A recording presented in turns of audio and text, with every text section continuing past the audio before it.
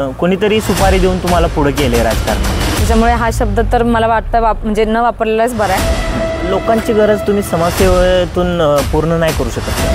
त्याच्यासाठी लोकांनी आम्हाला ही पायरी, ही स्टेप उचलण्यासाठी भाग पाडले. तुम्ही व्यक्तिशः तुम्ही माणसांना बघितलेलं नसतं, व्यक्तिशः तुम्ही भेटलेलं नसतं, तरी तुम्ही त्यांना जर प्रेझेंट असं करत असाल तर हे तुमच्या बुद्धीवर किंवा येण्यासारखी गोष्ट आहे. त्यांना फार अडचणी आल्या होत्या. त्यांना दिल्लीसारख्या ठिकाणी जाऊन प्रिपरेशनला बसावं लागलं आणि अशी परिस्थिती ही आपल्या जवळपासच्या भागाच्या लोकांवर येऊ नये, मुलांवर येऊ नये. 2019 साली आपण फाउंडेशनची स्थापना केली आणि वयस्कर लोकांसाठी आपण आता हॉस्पिटलचं काम चालू केलेलं आहे. आणि मध्ये तुम्हाला 250 ते 300 मुलांचं आपल्याला एम्प्लॉयमेंट करायचं आहे. हे तुमचं जे समाजकारण केलं याला कुठेतरी तुम्ही राजकारणाचा पण अँगल देता असं वाटतं. जर ते त्यांनाच असं वाटतं की आपल्याला त्यांना आपली गरज आहे आणि आपण जर तिथून पाय मागे काढणं तर ते चुकीचं दिसतं. समाजातल्या लोकांना आर्थिकदृष्ट्या, शैक्षणिकदृष्ट्या, सामाजिकदृष्ट्या सबळ, सुदृढ आणि शिक्षित करायचं. राजकारणात येऊन तुम्ही लोकांना हवं ते देऊ शकता. माझ्या मते मला असं वाटतंय योजना आणि लोकांच्या अपेक्षा यांचा मधला दुवा बनून आपण राजकारणात पाऊल टाकावं. नमस्कार मंडळी, मानदेश प्राईममध्ये आपल्या सर्व प्रेक्षकांचं स्वागत करतो. आज आपल्यासोबत जे जोडले गेलेले आहेत पाहुणे, त्या साध्य फाउंडेशनच्या संस्थापिका अध्यक्षा विद्याताई मोटे या आपल्यासोबत आहेत. आपण वेगवेगळ्या विषयावर सविस्तर चर्चा करणार आहेत. प्रथमतः मानदेश प्राईममध्ये तुमचं स्वागत आहे. मला सांगा, तुम्ही साध्य फाउंडेशनची स्थापना कधी केली, केव्हा केली आणि साध्य फाउंडेशन कशासाठी स्थापन केलं आणि त्याचं कार्य कुठपर्यंत घेऊन चाललाय तुम्ही, त्याबद्दल काय सांगाल? साध्य फाउंडेशन हे 2019 साली स्थापन केलं गेलं. त्याच्या पाठीमागे रिझन एक असं होतं की साहेब जेव्हा स्पर्धा परीक्षेची तयारी करत होते तेव्हा त्यांना फार अडचणी आल्या होत्या. त्यांना दिल्लीसारख्या ठिकाणी जाऊन प्रिपरेशनला बसावं लागलं आणि त्यावेळेस त्यांची आर्थिक परिस्थिती खूपच बिकट होती. ती तशी परिस्थिती असतानाही त्यांनी तिथे जाऊन अभ्यास करून एक UPSC मधून IRS पद मिळवलं. अशी परिस्थिती ही आपल्या जवळपासच्या भागातल्या लोकांवर येऊ नये, मुलांवर येऊ नये.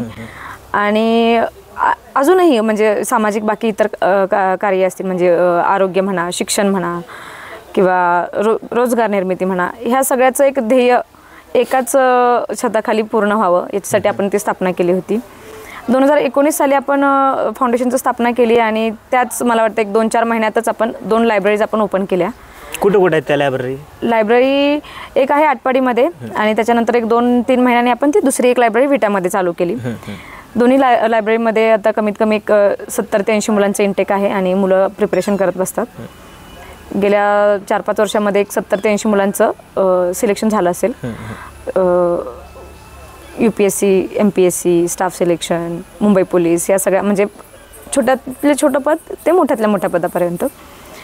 त्याच्यानंतर म्हणजे फक्त म्हणजे यंग जनरेशन आम्ही हे केलं आणि मग आता त्याच्यानंतर हळूहळू एक संस्था आहे, महिलांसाठी काहीतरी काम करूया म्हणून मग महिलांसाठी आर्थिक साक्षरता, त्यांच्या आरोग्यासाठी शिबिरं, आरोग्य शिबिरं, पुन्हा बचत गट सारख्या ज्या ग्रुप असतात ते बचत गटाची इन्फॉर्मेशन देऊन त्यांना बचत गट का जॉईन करायला लागतात, का जॉईन करा, त्याच्यामधून तुम्हाला काय बेनिफिट मिळणार आहे, हे आपल्या फाउंडेशनमार्फत त्यांना आपण साक्षरता देण्याचं काम केलं.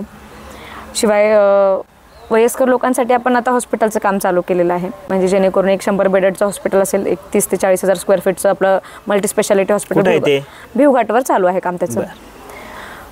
हे सगळं करत करत आपण मुलांना एम्प्लॉयमेंट देण्यासाठी आपलं एक डेअरीचं काम चालू आहे. मागे एक 10,000 स्क्वेअर फीटचं तेही काम असेल. 1 लाख लिटर दुधाचं त्याच्यामध्ये मॅन्युफॅक्चरिंग युनिट होणार आहे, दुधाचे प्रोडक्ट्स तिथे बनणार आहेत. साध्य फाउंडेशनचं काम हे फक्त किती लोकांना त्या युनिटच्या माध्यमातून रोजगार मिळू शकतो? कंपनीमध्ये तुम्हाला 250 ते 300 मुलांचं आपल्याला एम्प्लॉयमेंट करायचं आहे. म्हणजे हे दिसण्याच्या स्वरूपामधलं आणि न दिसणारा म्हणजे आपले शेतकरी जे दूध आणि त्यांच्या गाई म्हशींच्या स्वरूपात आपल्याला कनेक्ट होतील.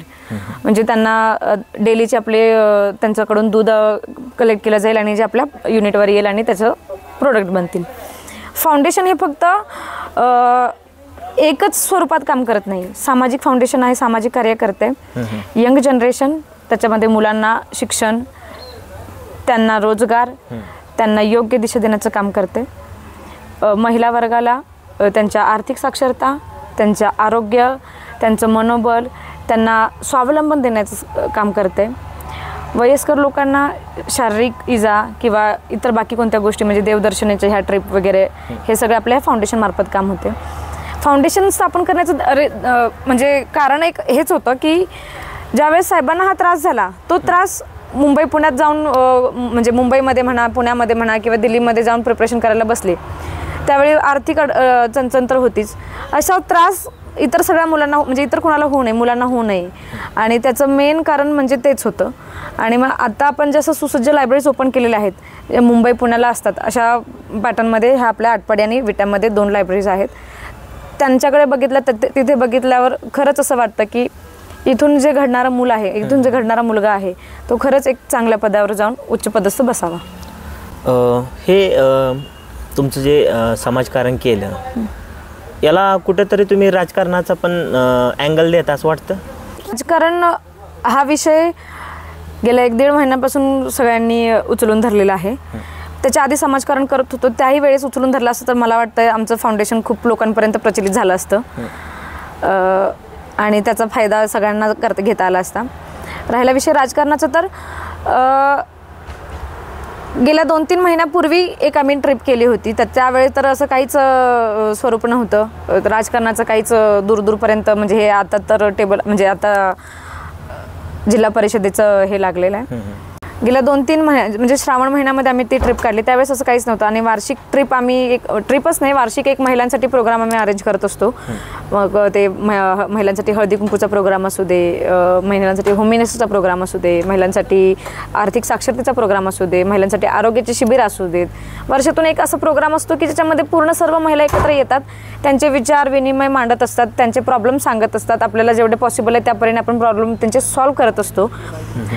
गेल्या 1.5 महिन्यापूर्वी एक महिन्यापूर्वी म्हणजे हे आता निवडणूक लागलेली आहे आणि लोकांची अशी अपेक्षा आहे की एक शिक्षित किंवा म्हणजे खरंच समाजाचा विचार करणारे लोक आपण आहोत असं त्यांचं बघण्याचा दृष्टिकोन आपल्याकडे झालेला आहे. आणि त्यांची अपेक्षा प्लस समाजाचं आपण काहीतरी देणं लागतो आणि आपली तेवढी कॅपॅबिलिटी म्हणण्यापेक्षा आपली तेवढी कॅपॅसिटी आहे की समाजात येऊन समाजासाठी आणि आपल्या लोकांसाठी काहीतरी करू शकतो. आपलं शिक्षण आहे त्याचा वापर आपण तिथे करू शकतो का?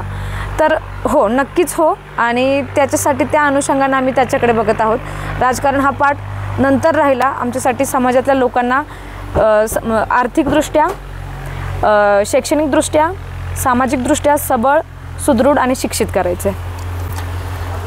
योगायोग म्हणावा की निवडणुका तर लागलेल्याच आहेत. म्हणजे जिल्हा परिषदेच्या अध्यक्षपदासाठी एक महिला जागेचं आरक्षण पडलेलं आहे आणि तुम्ही ज्या जिल्हा परिषद गटामध्ये जो मतदार आहात, तुमचं गाव ज्या गटात आहे तिथंही महिलेचंच आरक्षण पडलेलं आहे. मग हा योगायोग म्हणावा लागेल का? जिल्हा परिषदेच्या अध्यक्षपदाचं मला वाटतं पहिलं आरक्षण पडलं. त्यावेळेस काहीच आमचा प्लॅनही नव्हता किंवा आमच्या डोक्यातही हा राजकारणाचा विषय नव्हता. ज्यावेळेस निंबोडे गटाचं महिला आरक्षणाचं म्हणजे महिला आरक्षण पडलं, त्यावेळेस म्हणजे त्या आठवड्यामध्ये इतर लोकांनी आम्हाला म्हणजे आमच्याकडे ज्या दृष्टीने त्यांची मतं मांडली गेली की तुम्ही आम्हाला का हवंय, आणि त्यांना जी आमच्याकडून अपेक्षा होती किंवा ते आमच्या बाबतीत जी त्यांच्या मनात भावना होती, ती भावना त्यांनी ज्यावेळेस जागरूक केली त्यावेळेस आम्हाला असं म्हणजे आम्हाला तेव्हा असं वाटायला लागलं की नाही, खरंच लोकांना आपली गरज आहे. आणि जर ते त्यांनाच असं वाटतं की आपल्याला त्यांना आपली गरज आहे आणि आपण जर तिथून पाय मागे काढणं तर ते चुकीचं दिसते.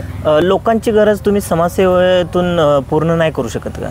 समाजसेवा करत असताना तुम्हालाही माहिती आहे, एक फाउंडेशन जेव्हा आपण स्थापन केलं, फाउंडेशनला प्रत्येक गोष्टीला लिमिटेशन्स असतात. समाजसेवा करतोय, समाजकारण करतोय आणि आम्हाला त्याच्या लिमिट्स आहेत, बॉर्डर लाईन्स आहेत. त्याच्या पलीकडे जाऊन कोणतं कार्य करायचं म्हटलं म्हणजे एक उदाहरण म्हणजे असं की गावात ही सुधारणा करायची आहे, आपल्या फाउंडेशनमार्फत एक लिमिटेशन्स आहे. राजकारणात येऊन तुम्ही लोकांना हवं ते देऊ शकता? माझ्या मते मला असं वाटतंय योजना आणि लोकांच्या अपेक्षा यांचा मधला दुवा बनून आपण राजकारणात पाऊल टाकावं आणि ती त्यांची पूर्तता जितक्या शक्य आहेत तितक्या शक्यता आणि पूर्तता पूर्ण कराव्यात माझ्या दृष्टीनं जेवढा होतील तेवढा मी ते पूर्ण करण्याचा प्रयत्न करेन. तुम्ही मैदानात उतरला आहे. जिल्हा परिषद गट आटपाडी तालुक्यातील निंबवडे जिल्हा परिषद गट हा चर्चेचा विषय बनलेला आहे की तुमची उमेदवारी ही कुणीतरी सांगितले म्हणून केली का तुम्ही उमेदवारी, असे तो आरोप आहेत. अशा माध्यमांवरती चर्चा आहे की हे कोणीतरी सुपारी देऊन तुम्हाला पुढे केले राजकारणामध्ये. हे बघा, सुपारी वगैरे हे शब्द आमच्या शिक्षित लोकांना किंवा वैचारिक लोकांना हे न पटणारे आणि आमच्या भाषेत आणि भाषाशैलीत कधीच न येणारे शब्द आहेत. त्याच्यामुळे हा शब्द तर मला वाटतं म्हणजे न वापरलेलाच बरा आहे. आणि राहिली गोष्ट दुसरं कोणी सांगणं, म्हणजे मी हो नक्कीच म्हणेन, मला माझ्या लोकांनी सांगितलं, माझ्या लोकांची अपेक्षा आहे आणि त्यांची अपेक्षा मला भंग करायची नाही आहे की गेली 5 वर्ष ते मला बघतायत, माझं काम बघतायत, माझंच नाही माझ्या फाउंडेशनचं माझ्या टीमचं काम बघतायत. त्यांना ते कुठेतरी दिसतंय की बाबा ही टीम अशी वर्क करते की जे खरं जेन्युइनली लोकांना त्यांच्या हिताचं काम आणि त्यांच्या गरजेच्या गोष्टी आम्ही त्यांच्यापर्यंत पोहोचवतोय. मग ते समाजकारणामध्ये फक्त बॉर्डरलाईन्स असल्यामुळे आम्ही तिथे अडकून पडलो आहे. त्याच्यासाठी लोकांनी आम्हाला ही पायरी ही स्टेप उचलण्यासाठी भाग पाडलेलं आहे. तुमचा संबंध कधी राजकारणाशी आलेला नाही, परंतु लोकांच्या माध्यमातून आम्ही राजकारणात पुढे येतोय असं तुम्ही सांगताय. आत्ता सुरुवात झालेली आहे तुमची राजकीय. काय त्रास होतोय का तुम्हाला, काय अडचणी आहेत का तुमच्या समोर? हे बघा, समाजकारण करत असताना आम्हाला तेव्हाही त्रास झाला होता. तो त्रास इतका होता की त्याला लोकांनी त्याला अँगल्स खूप वेगळे दिले होते. त्याला देतानाच त्यांनी की राजकीय यांचं पुढचं काहीतरी ध्येय हे ते असं तसं हे ऑलरेडी केलेलं होतं. हे बघा, टीका ट्रोलर्स हे करणारा जो क्राऊड आहे, म्हणजे जी वयोगटा किंवा म्हणजे ज्या वयातली लोक आहेत ते फार खरं तर त्यांना वेगळी दिशा मिळालेली आहे म्हणून ते ह्या दिशेने जाऊन ह्या गोष्टी चुकीच्या मार्गाने ते प्रेझेंट करत आहेत. खरं तर ह्या मुलांवरच काम करायचं चाललेलं आहे. ह्या मुलांना चांगली दिशा देणं, चांगला मार्ग दाखवणं आणि हा वयोगट पण मला असं माझ्या मते आणि अंदाजे मला असं वाटतं की ग्रॅज्युएशनच्या आतलाच असणार आहे. आणि जे खरंच त्या वयात आहेत मुलं, त्या मुलांना ह्या गोष्टी अजून कळत नाही आहेत. ज्या वेळेस खरंच कळायची वेळ येईल त्यावेळेस त्यांच्या हातून तो वेळ गेलेला असणार आणि त्यांना ना हाताला काम असेल ना शिक्षणाची तेवढी टाईम राहिलेला असेल, तो शिक्षण घेण्याचा टाईम राहिलेला असेल.